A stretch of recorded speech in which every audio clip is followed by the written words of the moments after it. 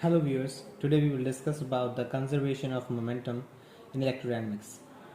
As from the Newton's second law, we know that force is equals to change in momentum. Here we are talking about the mechanical momentum here.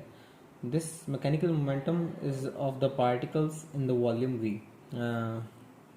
As in the previous video we discussed about the force, so from there we can interpret that change in momentum is equals to minus epsilon naught mu naught d by dt s d tau for the volume integral plus the tensorial component of Maxwell tensor dot dA for the surface integral. Okay, where this Pmac, I also told you that momentum of the particles in the volume. Momentum of particles in volume. This equation is somehow very analogous to the Poynting's theorem. So the first integral here, which is P epsilon naught mu naught as d tau, represents here momentum stored in the field. This represent momentum stored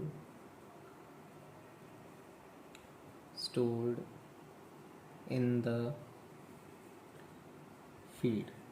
And the second integral here, this represent momentum per unit time. Momentum per unit time passes through or flowing through, passes through in or out the surface, through the surface. Okay, so all these things are clear to you, how this change in momentum, and this much is the momentum stored in the field, and this one is the momentum per unit time passes through the surface. Now if the mechanical momentum is increases here, then this clearly shows that the momentum of this field is decreases, or we can say that the fields are carrying momentum into the volume. Okay, and vice versa for this. And again, if this momentum is decreases, then momentum stored in the field is increases, and the momentum are now carrying fields outside the volume instead of taking them inside.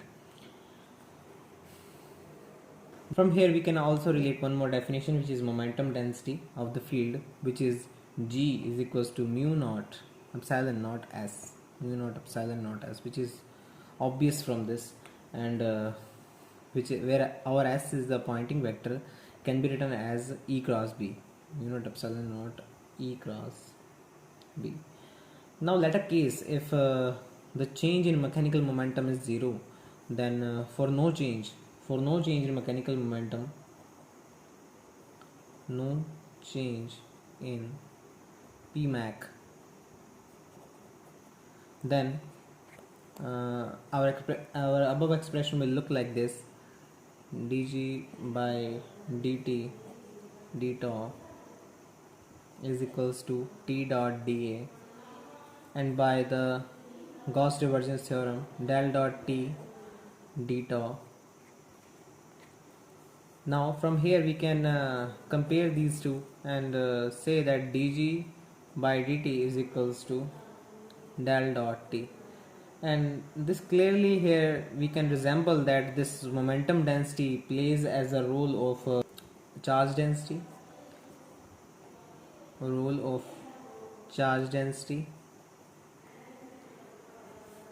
and this Maxwell tensor here plays the role of current density,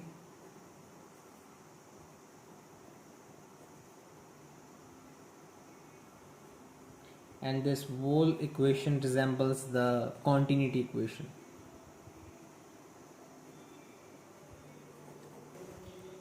In general, now in last I want to tell you that this field momentum and this mechanical momentum are not conserved, whereas a charge and field exchange momentum and only the total of momentum is conserved. Thank you.